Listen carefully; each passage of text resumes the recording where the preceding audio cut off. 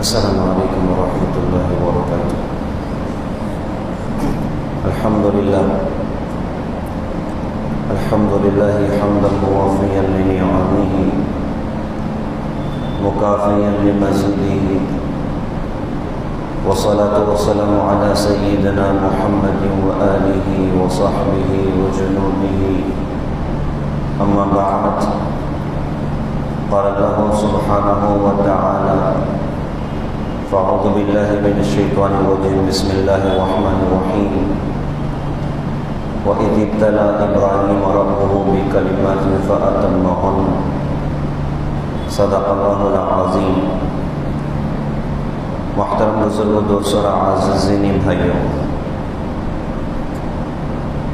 اللہ تعالیٰ نے جناب محمد رسول اللہ صلی اللہ علیہ وسلم کی برکات سے مجھے اور آپ کو آخرت کی زندگی کی تیاری کے عظیم الشان مواقع عطا فرمائے ہیں۔ حضور پاک صلی اللہ علیہ وسلم کی امت کی عمر بہت تھوڑی ہے اور پچھلی قوموں کی عمریں بہت زیادہ ہوئی ہیں۔ حضرت محمد صلی اللہ علیہ وسلم کو اس بات کی بڑی فکر ہوتی تھی کہ کہیں میری امت آخرت کی دوڑ میں پیچھے نہ ہو جائے، تو اللہ پاک نے آپ کی فکر اور بے قراریوں پر اس امت کو شاندار اللہ پاک نے مواقع عطا فرمائے، مواقع ایسے عجیب عطا فرمائے جس میں بندہ تھوڑا کرے اور بے حساب لے کر جائے۔ جیسے گزشتہ رمضان کا خوبصورت مہینہ اللہ پاک نے مجھے اور آپ کو دیا تھا کہ جس میں نیکیوں کا بھاؤ اللہ پاک نے کتنا زیادہ بڑھا دیا۔ شب قدر کی مبارک رات اللہ پاک نے عطا فرمائی، آخری عشرہ اللہ پاک نے عطا فرمایا، رمضان کے خوبصورت دن اور خوبصورت راتیں اللہ پاک نے عطا فرمائی، عید کی رات اللہ پاک نے عطا فرمائی۔ تو اللہ نے موقع دیے اس امت کو، تو جو مواقع عطا فرمائے ان مواقعوں میں ایک بہت بڑا موقع عشرہ ذی الحجہ کا موقع ہے۔ ابھی جو راتیں شروع ہو چکی ہیں، یہ 10 دن بھی بڑے کمال ہیں اور یہ 10 راتیں بھی بڑی کمال ہیں۔ احادیث میں ان راتوں کے فضیلت بیان فرمائی کہ کوئی بندہ ان راتوں میں عبادت کرے تو گویا کہ شب قدر میں اس نے اللہ کی عبادت کی ہے۔ کتنی بڑی راتیں اللہ پاک نے دی ہیں۔ شب قدر تلاش کرنی پڑتی ہے، رمضان کے اخیر عشرہ میں 21 بھی ہو سکتی ہے، 23 بھی اور 25 بھی اور 27 بھی اور 29 بھی، لیکن عشرہ ذی الحجہ کی راتیں تو بہرحال فائنل ہیں۔ اس میں بندہ عبادت کرے تو گویا کہ شب قدر میں اس نے اللہ کی عبادت کی ہے، اور اس میں بندہ روزوں کا اہتمام کر لے تو یہ بتایا کہ 1 سال کے روزوں کا اللہ پاک اس بندے کو ثواب عطا کرے گا۔ اور بطور خاص عرفہ کے دن کا روزہ، 9 ذی الحجہ کا روزہ، اس کی فضیلت بیان فرمائی کہ اللہ تعالیٰ پچھلے 1 سال کے گناہ بھی معاف کرتا ہے اور آئندہ 1 سال کے گناہ کو بھی اللہ تعالیٰ معاف کر دیتا ہے اس بندے کے جو 9 ذی الحجہ کے دن کا روزہ رکھ لے۔ تو کتنے بڑے دن اللہ پاک نے عطا فرمائے، کتنی بڑی راتیں اللہ تعالیٰ نے عطا فرمائی۔ ان دنوں کو بہت خاص نسبت حضرت ابراہیم علیہ السلام سے، تو چونکہ حج کا بھی موقع ہے اور قربانی کا بھی موقع ہے۔ ابراہیم علیہ السلام انبیاء علیہ السلام کی فہرست میں ٹاپ کی شخصیات میں، اللہ پاک نے ان کو اپنا بڑا تعلق عطا فرمایا تھا، بڑی نسبت اور بڑا عشق اللہ پاک نے اس بندے کے دل میں اپنا اتارا تھا۔ اور عشق اور محبت کی دنیا تو عجیب دنیا ہوتی ہے، کہتے ہیں دو عالم سے کر دیتی ہے بیگانہ دل کو، عجب چیز ہے لذت آشنائی۔ اللہ کی معرفت، اللہ کا تعلق یہ بندے کے دل میں اتر جائے، اس کی زندگی کے انداز بدل جاتا ہے، اس کی زندگی کی ترجیحات بدل جاتی ہیں۔ قرآن پاک میں ہماری پیدائش کا مقصد بیان فرمایا، وَمَا خَلَقْتُ الْجِنَّ وَالْإِنسَ إِلَّا لِيَعْبُدُونَ، کہ ہم نے نہیں پیدا کیا جنات اور انسان کو مگر اپنی عبادت کے لیے۔ تو لیعبدون کی تفسیر لیعرفون سے کی گئی کہ ہم نے انسان اور جنات کو اپنی معرفت کے لیے پیدا کیا ہے، اپنی پہچان کے لیے پیدا کیا ہے کہ اللہ کو پہچان کر زندگی گزاریں، اللہ کی قدرت، اللہ کے کمالات، اللہ کی صفات، اللہ کی ذات، یہ اللہ کو پہچان کر زندگی گزاریں۔ اللہ کی پہچان عجیب دولت ہے، جو اللہ کو پہچان جائے اس کی نگاہ میں مٹی کا ڈھیر اور سونے کے پہاڑ اس کی اپنی نگاہ میں برابر ہو جاتے ہیں۔ جو اللہ کو پہچان جائے ساری دنیا کے خزانے اور مٹی کے ڈھیر اس کی اپنی نظروں میں برابر ہو جاتے ہیں۔ پوری دنیا کی کرنسیاں اکٹھی ہو جائیں اس کے اپنے ایمان کا سودا نہیں کر سکتے۔ دنیا کے سارے ظالم اکٹھے ہو جائیں اس کو اللہ کے کلمے اور اللہ کے دین سے ہٹا نہیں سکتے۔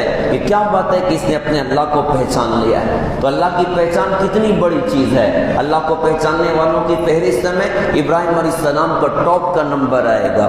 بڑے کمالات اللہ پاک نے ان کو عطا فرمائے، اور قرآن پاک میں ارشاد فرمایا کہ اللہ تعالیٰ نے ابراہیم علیہ السلام کی بہت ساری آزمائشیں کی ہیں، اور ہر آزمائش میں ابراہیم علیہ السلام ٹاپ کا نمبر لے کر آتے تھے اور پہلا نمبر لے کر آتے تھے۔ ساری آزمائشوں کو خوشی خوشی ابراہیم علیہ السلام نے پار کیا۔ کون کون سی آزمائش سے اللہ پاک نے ان کو گزارا؟ تو علماء فرماتے ہیں کہ 30 بڑی بڑی آزمائشیں آئی ہیں، لیکن 4 ان میں بہت زیادہ بڑی ہیں۔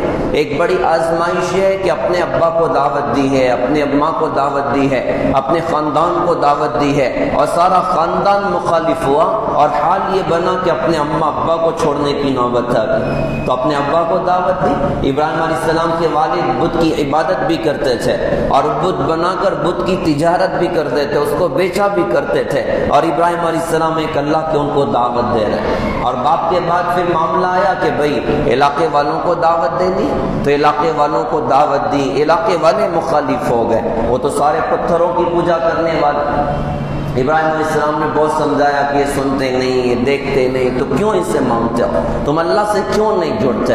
لیکن کھوپڑی میں تو بات اترنے کے لیے تیار نہیں۔ خیر ایک مرحلہ یہ بھی گزرا، ایک مرحلہ یہ آیا کہ فرعون اور نمرود کو دعوت دینے کا موقع ہوا، بادشاہ وقت مخالف ہوا، تو ابراہیم علیہ السلام نے نمرود کو بھی دعوت دی ہے، اس کو بھی اللہ کو تعارف کرایا، اس کو بھی اللہ کی طرف دعوت دی ہے۔ نمرود مخالف ہوا، اور مخالف ہونے کے بعد حال یہ بنا، اس نے کہا کہ اب ابراہیم علیہ السلام کو تو جلا دیا جائے۔ کیا کرنا ہے کہ بہت بڑی آگ تیار کی گئی، اور ابراہیم علیہ السلام کو پھینکنے کی تیاریاں شروع کی گئیں، اور آگ اتنی بڑی کہ قریب جانا مشکل ہو گیا۔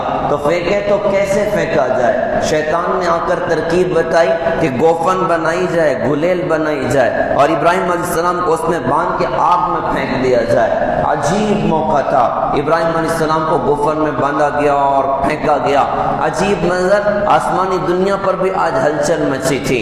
علماء فرماتے ہیں کہ آسمان کے فرشتے 2 موقع پر روئے ہیں۔ ایک جب حضرت ابراہیم علیہ السلام کو آگ میں پھینکا گیا، اس موقع پر بھی آسمان کے فرشتے رو رہے ہیں، اور ایک جب حضرت محمد صلی اللہ علیہ وسلم آپ کو طائف کی وادیوں میں پتھر پڑے تو آسمان کے فرشتے روئے کہ اللہ تیرے حبیب کے ساتھ طائف کی وادیوں میں کیا کچھ ہو رہا ہے۔ تو فرشتوں میں ہلچل ہے کہ اللہ تیرے خلیل کے ساتھ آج کیا کچھ ہو رہا ہے۔ آگ میں پھینکنے کی تیاریاں ہو رہی۔ ابراہیم علیہ السلام کو آگ میں پھینکا گیا، بڑے بڑے فرشتے اللہ پاک کی حاضر خدمت کہ اللہ پاک آپ اجازت دیں تو آپ کی خلیل کی مدد کو جائیں۔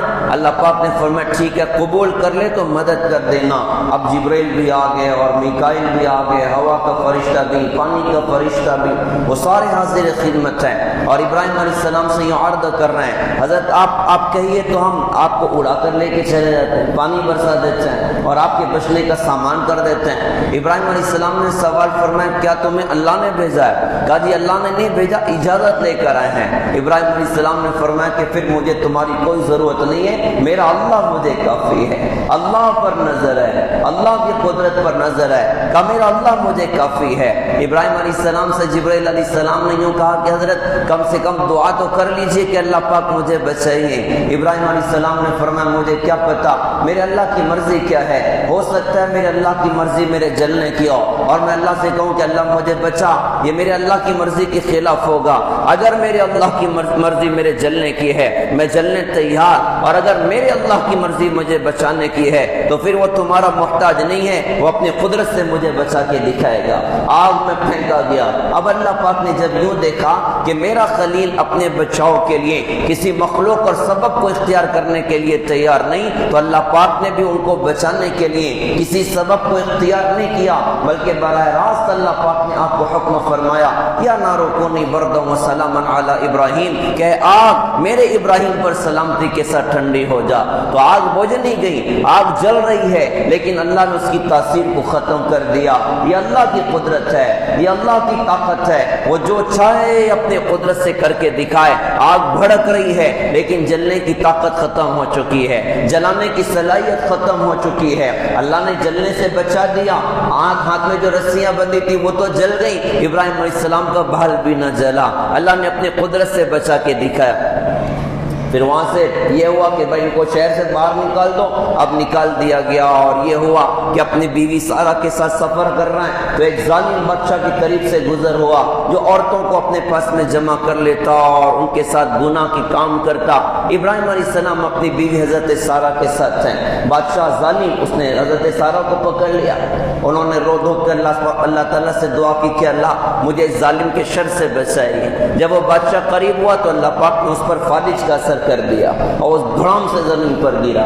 حضرت سارہ نے اللہ پاک سے دعا کی کہ اللہ یہ تنہائی میں میرے پاس ہے اور ایسا ہوا کہ یہ مر آ گیا تو سارے لوگ کہیں گے کہ میں نے اس کو مار دیا ہے، اللہ اس کو ٹھیک کر دے۔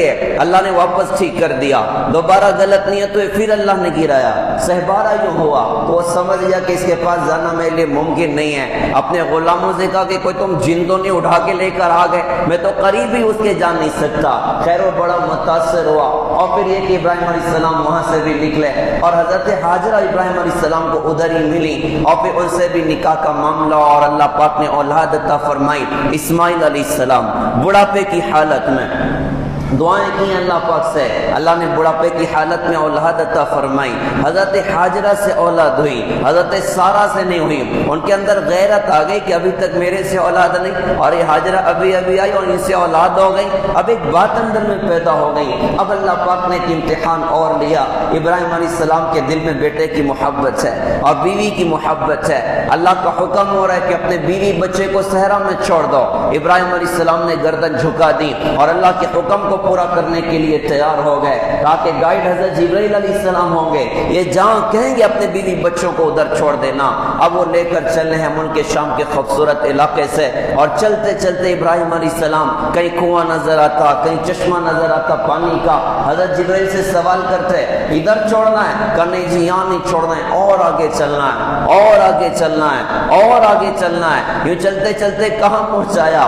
بیت اللہ کی جگہ جہاں آدم نہ آدم زاد، جہاں پانی کا ایک قطرہ نہیں، جہاں اناج کا ایک دانہ نہیں، کہ یہاں اللہ پاک نے چھوڑنے کا حکم دیا ہے۔ ابراہیم علیہ السلام نے چاروں طرف نظر دوڑائی، زندگی کا سامان کوئی نہیں ہے، لیکن نگاہ تو اللہ کی ذات پر ہے، یہ کرنے والی ذات اللہ کی ہے، پالنے والی ذات اللہ کی ہے، رب اللہ ہیں۔ ابراہیم علیہ السلام اللہ کے حکم پر چھوڑنے کے لیے تیار، بیوی کو چھوڑا، بچہ پاس میں، اور پھر پلٹ کر رخ کیا دوسری طرف نکلنے کا۔ حضرت حاجرہ یوں کہنے لگی کہ حضرت آپ کدھر جا رہے ہو؟ آپ کہاں ہمیں چھوڑ کے جا رہے ہو؟ یہاں زندگی کا سامان نہیں ہے۔ ابراہیم علیہ السلام خاموش کھڑے ہیں۔ حضرت حاجرہ نے واپس سے کہا کہ حضرت یہاں تو زندگی کا کوئی سامان نہیں، آپ ہمیں کہاں چھوڑ کے جا رہے ہیں؟ ابراہیم علیہ السلام پھر خاموش کھڑے ہیں۔ اب حضرت حاجرہ بھی تو اللہ کو پہچاننے والی خاتون تھیں، اسی لیے ہمارے علماء اور اہل اللہ فرماتے ہیں کہ اپنے گھر کی فضا دینی بناؤ، اپنے گھر کا ماحول دینی بناؤ، اور خواتین میں اللہ اس کے رسول کا تعلق پیدا کرو، اللہ کا دین اپنی گھر کی خواتین کو سکھاؤ۔ قرآن پاک میں فرمایا یا ایھا الذین آمنوا قوا انفسکم واہلیکم نارا وقودها الناس والحجارہ، کہ ایمان والو تم اپنے آپ کو، اپنے اہل و عیال کو جہنم کی آگ سے بچاؤ جس کا ایندھن انسان اور پتھر ہوں گے، اور فرمایا کہ جہنم کی آگ سے بچانے کا مطلب ہے ان کو دین سکھاؤ۔ آج ہمارے گھروں سے اللہ کا دین نکلا ہوا ہے، آج تربیت کی فضائیں ہمارے اپنے گھروں سے ختم ہو گئیں، عورتیں آج اللہ کو نہیں جان رہی ہیں، بچے آج اللہ کو نہیں جان رہے ہیں، بچیاں آج اللہ کو نہیں جان رہے ہیں، نہ اللہ کی عظمت ہے، نہ ایمان کی عظمت ہے، نہ اللہ کی رسول کا تعلق ہے، نہ آخرت کا فکر ہے، نہ قرآن سے کوئی تعلق ہے، بس غفلت اور گناہ اور بے حیائی کی طرف قدم جا رہے ہیں۔ تو کیسی تباہیاں ہماری اپنی نگاہ کے سامنے آ رہی۔ میرے بھائیوں، ہمیں اپنے گھروں میں اللہ کے دین کے زندہ کرنے کی ضرورت ہے، گھروں کی فضا دینی بنانے کی ضرورت ہے۔ جب خواتین میں اللہ کا دین آتا ہے نا تو ان کی گود میں پلنے والے بچے وہ بڑی پرواز والے ہوا کرتے ہیں۔ ہمیں بڑی بڑی شخصیات دنیا میں دکھتی ہیں، اکثر بڑی شخصیات کے پیچھے ان کی اپنی ماؤں کا ہاتھ رہا کہ ماں نے تربیت کی، بیٹا وقت کا عبد القادر جیلانی نظر آ رہا ہے، ماں نے تربیت کی ہے، بیٹا نظام الدین اولیاء نظر آ رہا ہے، ماں نے تربیت کی ہے، بیٹا وقت کا بایزید بسطامی نظر آ رہا ہے، ماں نے تربیت کی بیٹا سفیان ثوری بن گیا، ماں نے تربیت کی بیٹا وقت کا امام شافعی بن گیا، ماں نے تربیت کی ہے بیٹا محمد رحمت غزالی بن گیا۔ یہ سب کے پیچھے ان کی اپنی ماؤں کا ہاتھ کہ گود بڑی شاندار تھی، اور خواتین میں اللہ اس کی رسول کا تعلق تھا۔ اس امت کا بڑا شاندار ماضی گزرا ہے، بڑا خوبصورت ماضی گزرا ہے کہ ہر فرد اللہ کو پہچان کر زندگی گزارتا تھا۔ کیا کھیتوں میں کام کرنے والے وہ بھی اللہ کو پہچان رہے ہیں، اور کیا حکومت کی کرسی پر بیٹھا ہوا حاکم وہ بھی اللہ کو پہچان رہا ہے، اور کیا راستوں میں کھیلنے والے بچے وہ بھی اللہ کو پہچان رہے ہیں، اور کیا گھر میں چولہا پر بیٹھی ہوئی خاتون وہ بھی اللہ کو پہچان رہی ہے کہ مجھے اللہ کے سامنے جا کے اپنے اللہ کو اپنی زندگی دکھانی ہے۔ کتنے سارے عجیب عجیب واقعات خواتین کے کہ کیسے اللہ سے ڈرنے والی اور کیسے فکر آخرت رکھنے والی اور کیسے اپنے گزرتی زندگی کو نیک اعمال کے ذریعے سے وصول کرنے والی۔ حضرت عمر فاروق رضی اللہ عنہ مدینہ کی گلیوں میں گشت کر رہے ہیں، رات کا وقت ہے، کوئی مصیبت زدہ تو نہیں ہے، کوئی پریشان تو نہیں ہے، تو کوئی بھوکا تو نہیں ہے، کوئی تکلیف میں تو نہیں ہے۔ ایک گھر سے آواز آ رہی ہے، ماں بیٹی سے کہہ رہی بیٹی دودھ میں پانی ملا دے۔ بیٹی نے کہا کہ امی جان حضرت عمر رضی اللہ عنہ نے منع فرمایا کہ دودھ میں پانی نہ ملا جائے۔ تو ماں نے امتحان کے طور پہ کہا کہ امیر المومنین تو سو رہے ہیں، انہیں کیا خبر، دودھ میں تو پانی ملا دے۔ اس بیٹی نے کہا کہ امی جان بات تو صحیح ہے کہ امیر المومنین سو رہے ہیں، لیکن امیر المومنین کا اللہ تو نہیں سوتا، اللہ تو دیکھ رہا ہے۔ حضرت عمر رضی اللہ عنہ کو اس بچی کی بات اتنی پسند آئی، گھر پہ نشانی لگائی، گھر جا کر اپنے بچوں سے کہا میرا کوئی لڑکا اس لڑکی کے ساتھ نکاح کا پیغام بھیجے۔ ایک نے بھیجا، وہ قبول ہوا، اور پھر اسی تقوی والی خاتون کی نسل سے اللہ پاک نے اس دنیا کو ایک اور عمر دکھایا، جس کو دنیا عمر بن عبدالعزیز رحمت اللہ علیہ کے نام سے جانتی ہے، جس کے اعمال کے ساتھ دنیا نے ایسے زبردست دیکھے کہ کئی بر اعظم میں اسلامی حکومت ہے اور کوئی مسلمان فقیر زکوٰۃ لینے والا نہیں، ہر ایک زکوٰۃ دینے والا بن گیا۔ اور کیسا امن و امان اللہ پاک نے قائم کر کے دکھایا کہ تقوی والی خاتون کی نسل کی یہ برکت ہے۔ اسے یہ پیغام دیا جاتا ہے، اللہ کے رسول حضرت محمد صلی اللہ علیہ وسلم نے فرمایا کہ لوگ نکاح کرتے ہیں مال دے کر اور خوبصورتی دے کر اور خاندان دے کر۔ حضور نے فرمایا کہ تم مال نہ دیکھنا، تم خاندان نہ دیکھنا اور تم حسن جمال نہ دیکھنا، اللہ کے رسول نے فرمایا کہ تم دین دیکھ کر نکاح کرنا، تم دین داری دیکھ کر نکاح کرنا۔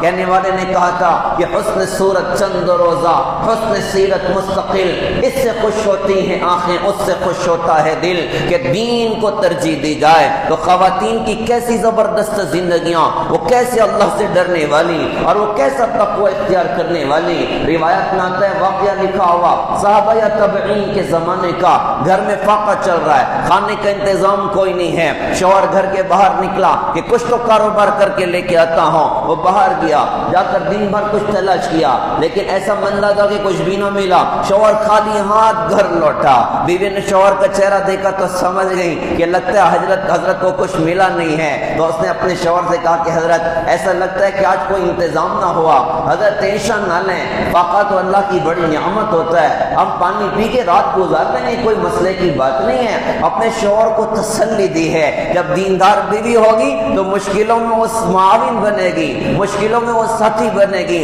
اور جب دنیا دار ہوگی نا، جو بس دنیا اور عیش اور راحتیں اور عیاشی اور راحت کے نقشے یہ دیکھنے والی والی ہوگی، دین سے دور ہوگی، وہ تو بات بات پہ شکایت کرے گی، یہ تو مجھے اکتا ہی نہیں لے کے جاتے، مجھے تو سیوگی نہیں لے کے جاتے، مجھے تو گھمانے پھرانے کبھی نہیں لے کے جاتے، اور نہ سونے کا ہار دلا رہے ہیں اور نہ چاندی کی پٹیاں دلا رہے ہیں اور نہ وہ مجھے گھومنے پھرنے کے لیے لے کر جا رہے ہیں۔ بات بات پر شکایتیں پیدا ہوتی ہیں کہ دین نہیں ہے، اور جب دین ہو تو بیوی شوہر کی معاون بنتی ہے مشکل گھڑیوں میں بھی۔ حضرت کوئی بات نہیں، دوسرا دن گزرا، شوہر کمائی کے لیے نکلا، آج بھی کچھ نہ ملا، خالی ہاتھ لوٹا۔ بیوی نے کہا حضرت کوئی بات نہیں، ہم رات گزر کر لیں گے۔ 3 دن گزر چکے، کھانے کا انتظام کوئی نہیں ہے، اب 4تھا دن ہے اور شوہر کچھ کمائی کرنے کے لیے باہر نکل رہا ہے۔ بیوی کو احساس ہو رہا ہے کہ کہیں ایسا نہ ہو کہ کوئی غلط لقمہ ہمارے اپنے گھر میں آ جائے۔ اپنے شوہر سے دروازے پر کھڑے ہو کر یوں کہا کہ حضرت آپ کمائی کرنے جا رہے ہیں، ایک بات عرض کرتی ہوں، دیکھو حلال لائیے گا، حرام نہ لائیے گا۔ ہم 3 دن فقہ سے ہیں، 1 دن کا فقہ اور برداشت کرنے کی ہماری طاقت ہے، لیکن حرام کھا کے ہم جہنم کی آگ نہیں برداشت کر سکتے، حرام کھا کے ہم جہنم کی آگ نہیں برداشت کر سکتے۔ کیسا تقوی ان کے اندر تھا، کیسا فکر آخرت ان کے اندر تھا، کیسے اپنے زندگی کو وصول کرنے والی وہ خواتین تھیں۔ حضرت فاطمہ رضی اللہ عنہا عشاء کی نماز کے بعد مصلی پر سوار ہیں اور نفل نماز اللہ سے بات کرنے کا دل ہو رہا ہے، اللہ کرے کہ ہمیں بھی اللہ سے بات کرنے کا دل ہو جائے۔ حضرت علی رضی اللہ عنہ فرماتے تھے جب میں چاہتا ہوں کہ میں اللہ سے بات کروں تو میں نماز پڑھتا ہوں، اور جب میں چاہتا ہوں کہ اللہ مجھ سے بات کرے میں قرآن پڑھتا ہوں۔ کہ قرآن پڑھیں تو اللہ ہم سے بات کر رہے ہوتے ہیں، اور نماز پڑھیں ہم اللہ سے بات کر رہے ہوتے ہیں۔ حضرت فاطمہ اللہ اکبر کہہ کے نماز کی نیت کو باندھا، وہ قرآن پڑھتے پڑھتے پڑھتے پڑھتے فجر کی اذان ہو گئی، اس کے بعد نماز کو مکمل کیا ہے اور بیٹھ کر رو رہی، اللہ آپ کی رات کتنی چھوٹی ہو گئی، میں 2 رکعت بھی نہ پڑھ سکی، آپ کی رات ختم ہو گئی۔ کیسا زندگی اللہ نے وصول کرنے کا جذبہ ان حضرات کو دیا تھا۔ یہ خواتین کے واقعات میں سنا رہا ہوں کہ ہم بھی اپنی خواتین میں دین کا شوق پیدا کریں اور رغبت پیدا کریں، اللہ اس کے رسول کا تعلق پیدا کریں۔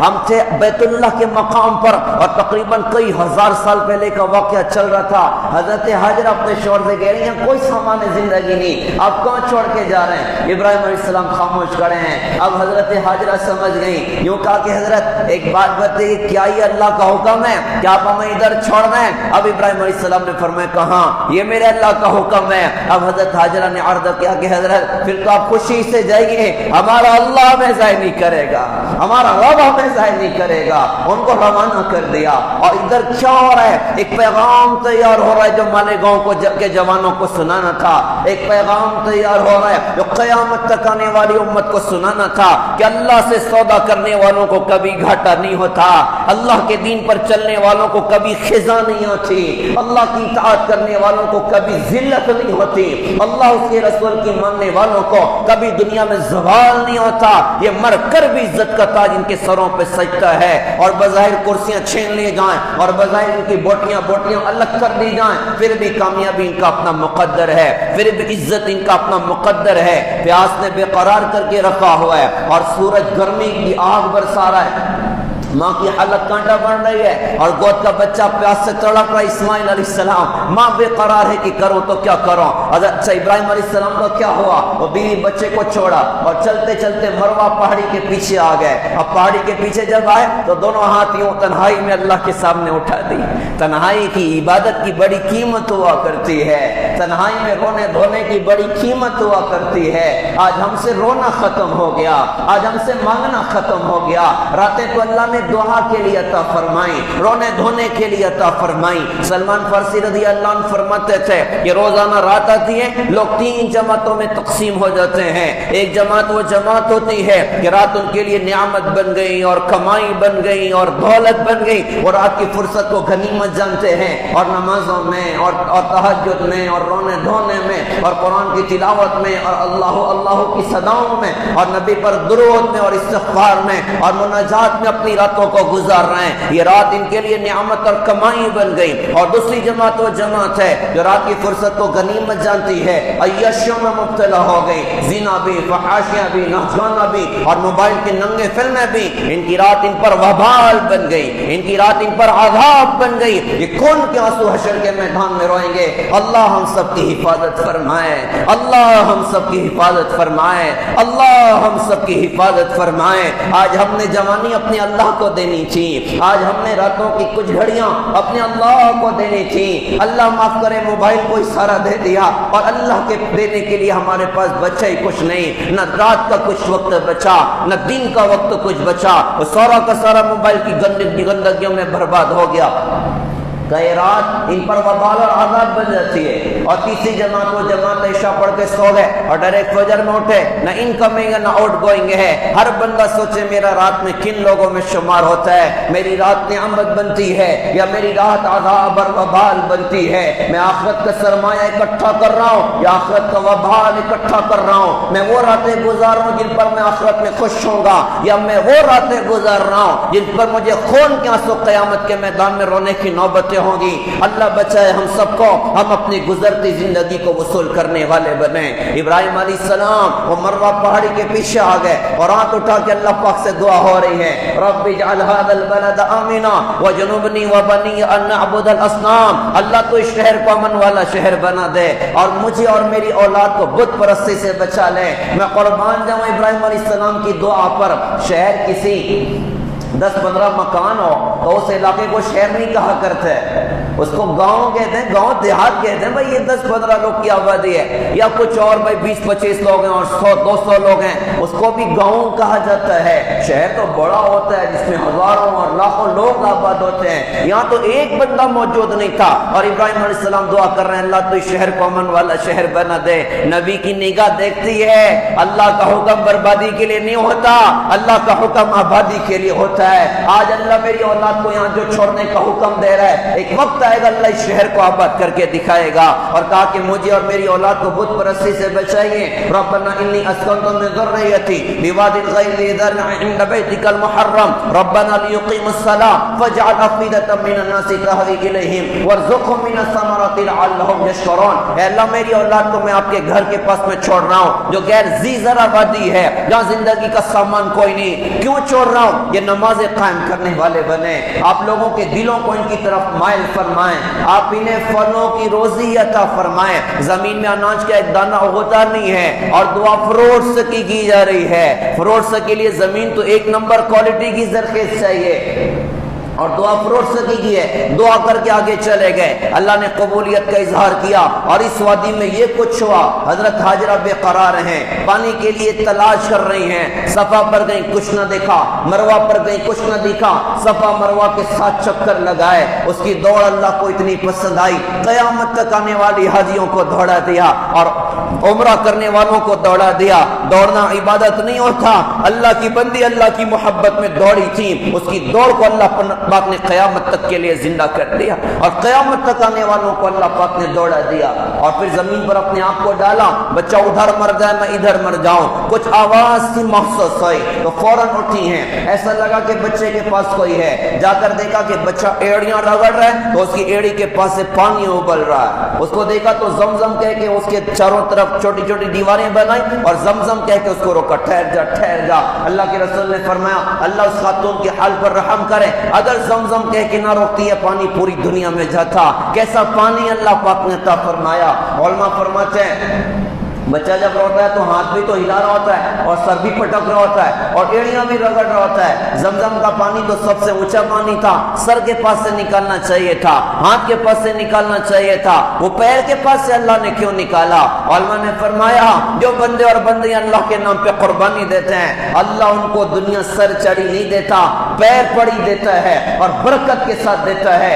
ایسا برکت والا پانی اللہ نے دیا۔ اس مجمع میں سینکڑوں لوگ ہیں جو آج تک بیت اللہ نہیں گئے، لیکن سوال کیا جائے زمزم پیا ہے تو ہر بندہ بولے گا اللہ کا فضل ہے کہ 10 مرتبہ اللہ پاک نے زمزم پینے کی سعادت عطا فرمائی۔ 7 بر اعظم میں ایک کنویں کا پانی پہنچ رہا ہے، ایک کنویں کا پانی 7 بر اعظم میں پہنچ رہا ہے، اور 30 لاکھ کا مجمع حج کے موقع پر، رمضان کے موقع پر، اور سارا سال 15-20 لاکھ کا مجمع وہ زمزم کا پانی پی رہا ہے۔ آج تک ختم ہونے کے لیے تیار نہیں ہے۔ 20 سال پیک کر کے رکھ دو کوئی خراب نہ ہوگا، 50 سال پیک کر کے رکھ دو کوئی خراب نہ ہوگا۔ کیسا پانی اللہ پاک نے عطا فرمایا۔ اب زندگی کا سامان ہو گیا۔